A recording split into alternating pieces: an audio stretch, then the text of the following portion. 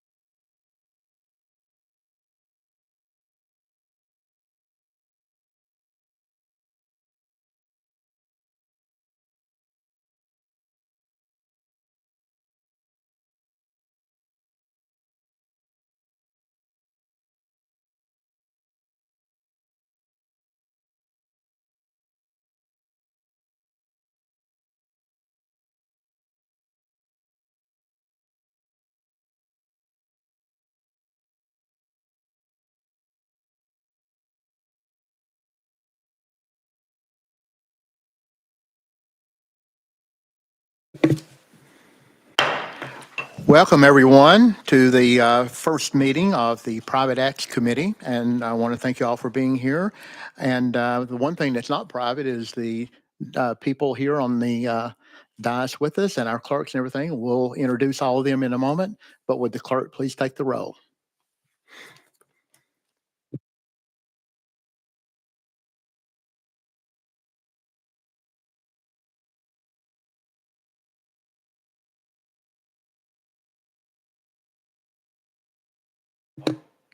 Okay, got to get everybody logged in here. This is all new. We're going to have a fake vote here in a minute, too, to make sure. Everybody logged in to, am I logged in?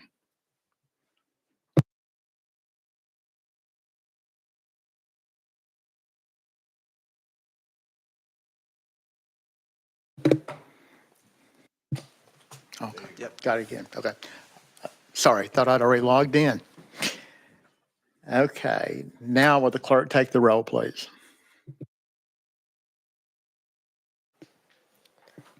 Mr. Chairman, you have 8 present. You have a quorum. All right, thank you. And I want to introduce a few people here today that are going to be helping us out.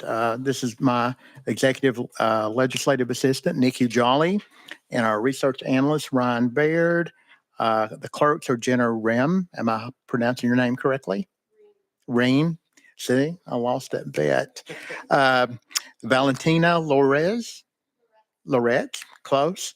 Intern, Joe Klein, and our Sergeant of Arms is Lamar Gordon. So thank you all for being here today. And this time we're going to ask the go around real quick and get everyone to introduce themselves and maybe tell a fun fact that we don't know about them. And Representative Capley, I'm going to start with you, please. I think we know a lot more about you than. Breaker. Oh, there it is. Thank you, Mr. Chairman. My name is Kip Capley. I'm the youngest member of the General Assembly. I represent the 71st District in the House, Murray, Lawrence, Wayne, and Hardin County. Fun fact about me, I'm a black belt in Taekwondo. So, yeah, there's that. Okay. Thank you, Mr. Chairman. So if we have a problem in here today, we know where to turn to. Representative Sherrill. Thank you, Mr. Chairman and members. State Representative Paul Sherrill, representing the 43rd District, Warren and White County. And so if you need any nursery for your home or your business, Warren County is the capital of nursery up there. So come and buy you some nursery. Thank you. Okay, we just got in a free Super Bowl ad there. Representative Stevens, would you? Thank you, Mr. Chairman. I'm Robert Stevens. I represent District 13, which is the western part of Rutherford County. That's parts of Laverne, Smyrna, Murfreesboro, Rockville, and Eagleville. And a fun fact about me, I'm not sure it's very fun, but I served 12 years on the Rutherford County Commission before getting elected to this. No, that couldn't have been a lot of fun. Vice Chairman Sparks. Yep. Mike Sparks out of Smyrna, 49th District. Wife and I've been married 36 years. She was 15. I was 19. Well, we started dating. And got two new grandbabies, Grace and Henry David. And something that was really neat was, that was my legislation, Making Amazing Grace official state hymn. And I played it while my mom was dying, and it calmed my mother down. It was like medicine. And then my new grandbaby came in the world 4 days later. My son mysteriously named the baby Grace. So I call that confirmation, but glad to be here, Chairman. Wow. Good story. Thank you. Representative Brooks, would you tell us something? Yes. My name is Shondell Brooks, and I represent District 60, which consists of Hermitage, Old Hickory, and Donaldson. I'm a freshman, right? I'm excited to be here. Thank you. All right. Thank you. We're glad to have you too. Representative Davis. Thank you, Mr. Chairman. Appreciate being part of this brand new committee. My name's Representative Elaine Davis. I'm from Knoxville, Knox County, representing the 18th District. And I had another grandbaby over the summer. My daughter-in-law did actually, but she was named Willow Jean. And so I have a feeling that she's going to be our next country music Western star. I'm going to buy her a little guitar for her first birthday, and we're going to get her started. All right. Great. Thank you. And Chairman Doggett, I'm calling you next. Thank you, Mr. Chairman. It's an honor to be with you. Clay Doggett, served District 70, Giles, Lawrence, and Lincoln counties. Fun fact about myself. A year ago, January, my youngest daughter and I started Wado-Ryu Karate as a father-daughter fun thing. I am not a black belt. I am a gold belt and will be testing soon for my orange belt. Please do not ask Representative Capley and I to give a demonstration of kumite or sparring in here, but yes, looking forward to being on this committee with you. Thank you. Thank you. Yeah, well, we have a lot of people working security today. Chairman Hawk, please. Thank you, Mr. Chairman. David Hawk, I serve Greene County District 5, the adopted home of Valentina, who is our clerk. Comes a long way from south of the border of Mexico and to Tusculum University. So I'm excited to be on this committee with Valentina and allow her to show us all the good work she's bringing from East Tennessee to the Capitol. Thank you, Mr. Chairman. And thank you, Chairman Hawk. And our legislative attorneys today with us are Doug Garrett and Mark Dobbies. And we're glad to have both of them, and we'll be going to them a lot. Is it Dobbies or Dobbies? Say, you've told me wrong twice now. Okay. Dobbies, sorry. Okay. Well, let's go. And I'm Chairman Dennis Powers. Glad to have you all today. First of all, fun fact. Wow, I don't have a whole lot. I was on the Little League baseball team in my little hometown, and it's the only team in our whole county. This is 1965 that won a state championship. So we've never won another one since then, but we're looking forward to one day maybe doing it. But I got to play a lot of baseball when I was a kid. Okay, well, thank you all for being here. Do we have any personal orders before we go any farther? Anyone?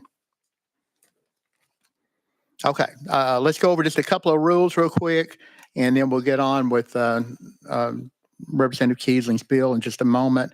I want to share a little bit of information with you. First of all, unless you're notified, that we'll always meet here in this room at 12 noon, high noon, in House Hearing Room 2. And now we're just going to go over a few of the rules. Members wanting to place a bill on notice will do so via our online portal. Bill notices must be turned in by 3:30 on Wednesday in order to be heard on the following week's committee. Guest speakers need to be pre-approved by me. No later than 24 hours in advance, speakers will be asked to complete a witness card. When there are several individuals on a list to speak on an issue, we may impose a limit for testimony and comments. If you're doing a presentation or presenting a bill, no props can be used. Be respectful and follow proper decorum. All committee members, bill sponsors, members of the public, and committee staff during the committee meeting, please turn off your cell phones or put them on silent while you're in the committee. Also, limit your texting, internet browsing while hearing testimony before the committee. To be consistent with other rules, hard copies will no longer be distributed in your office. Committee calendars, e-packets, and amendment packets will all be distributed to your office electronically via email each week rather than delivered by hand. I would also point out that all these documents will be available to you by way of your online member dashboard. If you'd like a hard copy, please ask your assistant to print one for you. And that will conclude the explanation of our committee rules. If any member has any questions, please reach out to our office at any time. Today we have one bill and one presentation on the calendar. And our first bill is by Representative Kiesling. Representative Kiesling, we've got a motion and a second. Representative Kiesling, you are recognized on House Bill 50. Thank you, Chairman. I appreciate it. It's an honor for me to be number one on your first calendar this year. So anyway, thank you very much. House Bill 50 is a charter request from our city of Salina, and we do, members, Chairman and members, we have a copy of that charter here with us in just in case anyone would like to see. It was executed on 11th of June last year. But anyway, the only two changes that we're bringing before you today is they're moving and requesting their alderman to from the number of 3 to 5 members, and it also continues the requirement of a majority vote for any motion, resolution, or ordinance to pass. With that, Mr. Chairman, I'll subject to for any questions from. All right, thank you. And we do have a resolution also. Do you all need to speak on it at all? Our attorneys notified us we have a resolution here for. Okay, so we're good to go on that. And do any of the members have a question for the sponsor? And Chairman Doggett, you're recognized. Thank you, Mr. Chairman. Sponsor, out of curiosity, what is the population of City of Salina? 13. 13 people. 1,300. 1,300, okay. No, 1,300. I believe that's right. Yeah, my home city is just under 1,000. So, yeah. Chairman Doggett. Thank you, sir. So, I guess for many years they've only had 3 aldermen, so it would be appropriate to extend to 5. That would help represent the people there a lot more. Then, Representative Kiesling.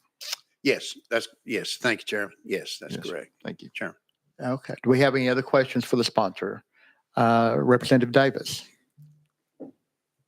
Thank you, Mr. Chairman. So essentially, with the expansion of those alderman seats, does that mean that their voting districts will change, or will they remain the same and they'll just? Are they elected at large? I'm sorry. I'm sorry. I should have asked that prior. Chairman, I defer to their attorney if you want to go out of session. We will go out of session for just a moment and refer to our attorney here, and one of them will talk. Okay. Vote at large, Okay. since it's such a small population, right? Let's go out of session just for a minute and find out. Okay. All right, thank you. We're out of session. And Mark Dobbies, our attorney, please. Thank you. It's Mark Dobbies, Office of Legal Services. Reading from section 2.01 here. On the first Tuesday in June, an election shall be conducted. Let's see, to elect a mayor and 3 aldermen, which this will change, from the city at large. Okay, thank you. So they're at large. Any more questions for the sponsor? Anyone? Okay, we've got a question on the bill, and okay, we're going to be voting now on House Bill 50. All in favor, press the green button. All opposed, press no. If you don't know, press blue. Or yes. Sorry. Hold on just a moment. I'm sorry. We need to go back into session first. We went out temporarily there. We're going to back into session. Sorry. Now we're going to be voting. All in favor, press the green button. All opposed, press no. And you also have the present not voting button. Okay, anyone wish to change their vote? Everyone voted, and will the clerk please announce the vote? Mr. Chairman, you have 9 ayes, 0 noes. All right, thank you, and thank you, sponsor. House Bill number 50 moves and passes out to Calendar and Rules Committee. Thank you, Chairman. for being Thank you, here. members. And thank you for being number one. Thank you.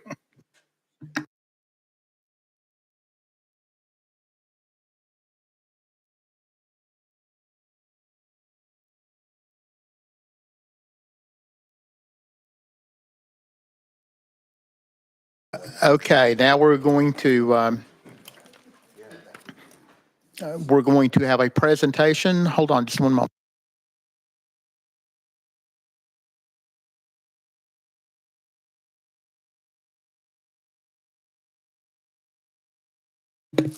Okay, yeah, we're going to go out of session and again, and we have a presentation here with us today. We have some individuals, and we're going to be sharing some information regarding private acts in our state. And now I ask you all to come forward.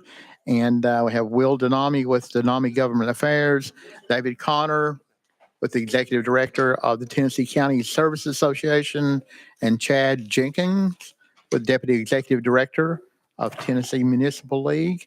And Mr. Denami, I hope your microphone's working, and we're ready to hear from you. Thank you for being here today. Thank you, Mr. Chairman, and thank you, members of the committee. I'm Will Denami, and I work on behalf of Blount County, Rutherford County, and Williamson County, and each have interest in private acts. It's a very important committee for local government for counties. This is the Article 11, Section 9 section of the Constitution, and we appreciate your service on this committee and how it helps local governments, as you just saw with the previous bill. To my right, I'll introduce David Connor. David is the Executive Director of the Tennessee County Services Association, previously the Executive Director of the County Commissioners Association, previously and a staff attorney at County Technical Assistance Service. He's a wealth of knowledge for myself and other people, and obviously for your committee as well. And then to my right is Mr. Jenkins, and Mr. Jenkins is Deputy Director of Tennessee Municipal League, also a wealth of knowledge. I appreciate both of them being able to share the panel with them today, and appreciate you, Mr. Chairman. I'll let David do an introduction. Please do. Thank you, Mr. Chairman, members of the committee, for having us here today. As Will said, I'm David Connor with the County Services Association. So we represent the 95 counties, and specifically it's the officials that are the mayors, commissioners, and the highway officials, those different offices. So some folks like Representative Stevens and Representative Sparks, they've been members of our organization in the past when they were serving on county commissions. Private acts are a bit of a strange animal. A lot of people don't, and Representative Davis, I believe, was also a county commissioner. So I shouldn't have started naming that. I'm going to forget somebody here. Private acts are a little bit of a strange animal in the state. Some of them date back hundreds of years, and they were used to lay out a whole lot of structure. As Will had mentioned, it was really for counties in 1978 when there was a major change to the Constitution. They tried to create more standardization in the structures of counties. The legislation that enacted that wiped out a lot of general laws and private acts that were not in accordance with that new structure, which is back then they were called county executives, but electing a chief executive for the county and electing a legislative body and other officials that were laid out. But there's still a purpose that county private acts serve for counties today. Even places like we've got, Knox and Davidson County, they're under actual charters, either as a metro government or a charter form of government. There's still a few areas where their private acts are filling in the blanks. And that's sort of how we see them. They can go beyond the general law in cases as providing some additional structure. And then they can also fill in the gaps where the general law doesn't lay out something specific. One of the areas we see a lot with our membership are the county highway departments. The general law says you're to have a chief administrative officer of that highway department that serves a 4-year term, but it doesn't say whether they have to be elected or appointed. So counties have private acts that lay out a little bit of the structure of their highway department, determine, I think it's about 20 where they're appointed and the other 75 they're elected. It may also create a highway commission that oversees and has some functions within that. So we see it there in a lot of counties. If they haven't adopted one of the general laws on private acts and on budgeting and purchasing, they may have a private act that lays all that out, that establishes how their finance department works and things like that. We see that also sometimes with county attorneys, if that's a specific office. If it's not just an attorney retained by the mayor or the county commission, they may have an office. A few cases that are elected, but often it's appointed to a specific term under a private act. So we see it in places like that where the general law doesn't lay out and say, you elect a trustee, you elect a sheriff, you elect whoever. It fills in the gap for some of these other offices. One other major area we see it really is with some taxes. There were things for a long time, wheel taxes could be authorized through private acts. There's now some general law authority for that, but there's still some were originally created under a private act. The same way with hotel motel, really until just recently, if a county wanted a hotel motel tax, they were coming to ask you all to pass a private act to do that. There's now some general law authority where they can do it up to certain limits, but those private acts are still out there for a lot of counties. And then we saw development taxes for a while, and then there was a period of a moratorium. So you saw some counties back in the 80s and 90s enacting development taxes, adequate facilities taxes, that type of thing. Those were usually some specific authority given to those jurisdictions to enact those specific taxes that weren't covered in the general law. Only other thing I'll know really to say about it, and I'll hand things over to Chad, is there are provisions in the Constitution that say a private act that is affecting one jurisdiction like that has to be approved by either a 2/3 vote of the governing body or by the voters. It can be either way. Most of the ones we see are going back to the county commission or city council for that 2/3 vote. I think because of that, many of you all have generally a requirement of your local governments that if they want you to carry a private act on their behalf, a lot of times I'll see legislators ask to say pass a resolution or an ordinance requesting it by a 2/3 vote, just so we understand that there really is that broad support for it. And I think that protection was put in place to help prevent acts getting changed back and forth all the time, where somebody could bring an act with just a slight change in the majority of a county commission or a city council. It's like, we're going to create this department and then next election wipe it out and go back and forth. So that provides a little bit of stability there. So I'd be happy to answer any questions, but for now, I'll turn it over to Chad. All right, thank you. Please introduce yourself. Thank you, Mr. Chairman, members of the committee. Chad Jenkins, Tennessee Municipal League. David, one of the benefits going second, David said a lot of the stuff. I won't repeat it with regards to private acts for hotels, development tax. All those would be applicable to cities as well. But in terms of private act charters, we're much more active on the city side there. There are 345 cities incorporated in Tennessee. Each of those obviously has a charter, and they're incorporated with a charter with one of 6 types of charters. 5 charter types are in general law, and so the charter is spelled out in there, and a city would simply adopt that charter as their own. But then there's also private acts, which is unique to each city that brings it. So their charter is incorporated under a private act. It was adopted by the General Assembly, and that is unique to that specific city. And so an amendment to a general law charter would affect every city that's covered under that general law charter, but not a private act city. The only way to amend a private act city is to actually amend that specific private act. Much like a charter, you would expect with the general law, the privates do the same things. Essentially, your form and structure of government, your duties, authorities. So there's no difference in the content of general law versus private act in terms of the general elements that are included in those. The uniqueness is that it's unique to a specific city, and to alter that charter, you have to bring another private act to do that. There are 1953, there are 212, so that's about 60% of the cities are private act. So a pretty significant portion there of the cities are private act cities. That in 1953, I think it was the 7th Amendment to the Constitution passed, and so it effectively says if you incorporate in the future, it must be done under a general law. So none of the cities incorporated after 1953 or going forward will be a private act because it's hence foreclosed.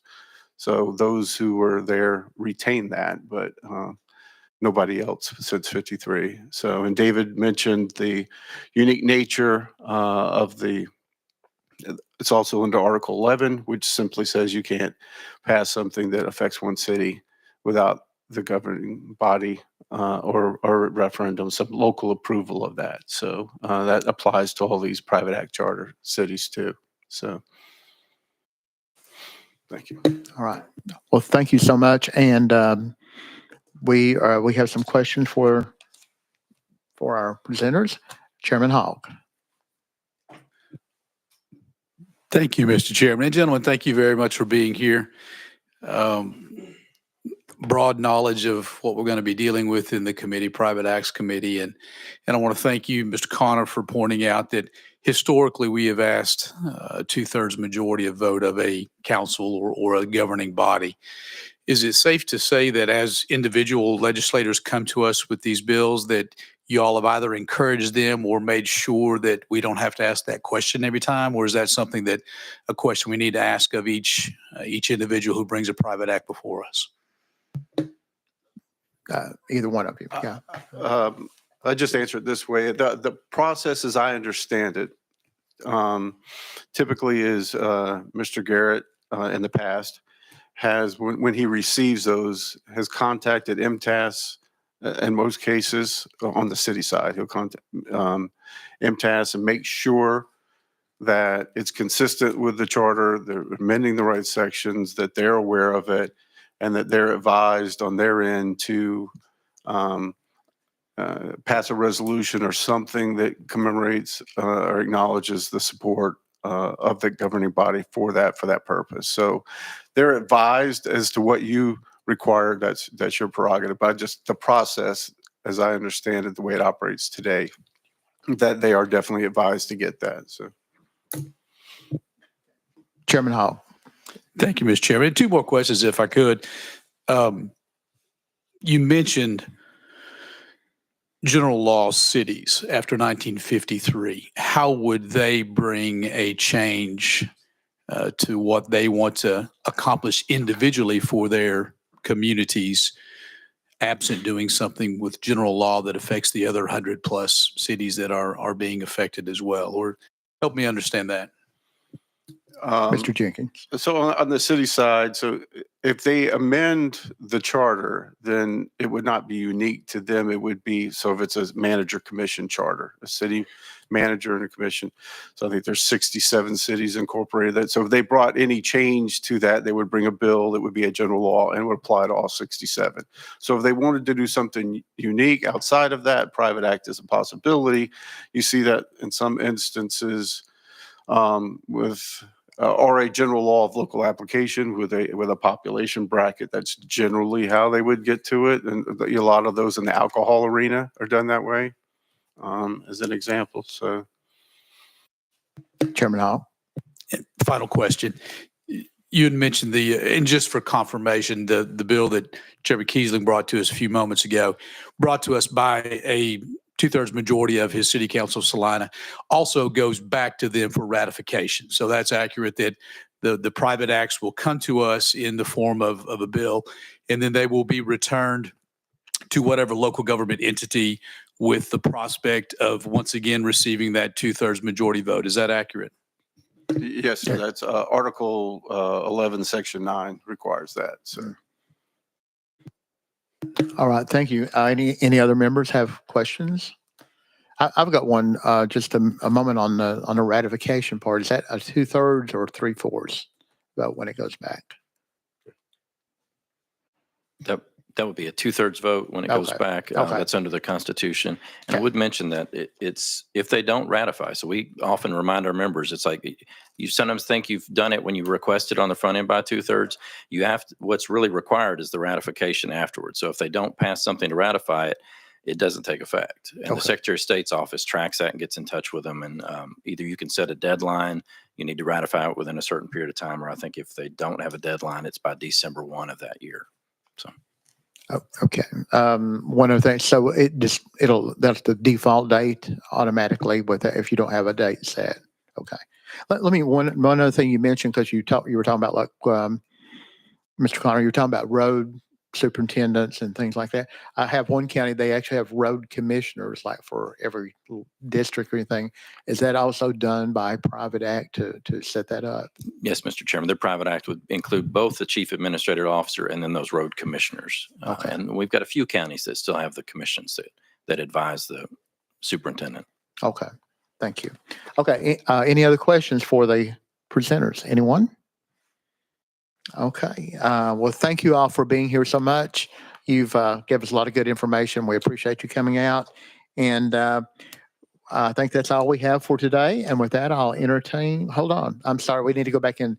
We got to make a correction real quick. Let's go back into session. And what we're going to do is the bill that we had a while ago, House Bill 50, that bill is going to go to state and local government rather than calendar and rules. And so state and local government. And with that, do we have a motion to adjourn? Oh, and a second? Okay, all in favor, say aye. We're adjourned. Thank you. Thank you all for coming out today.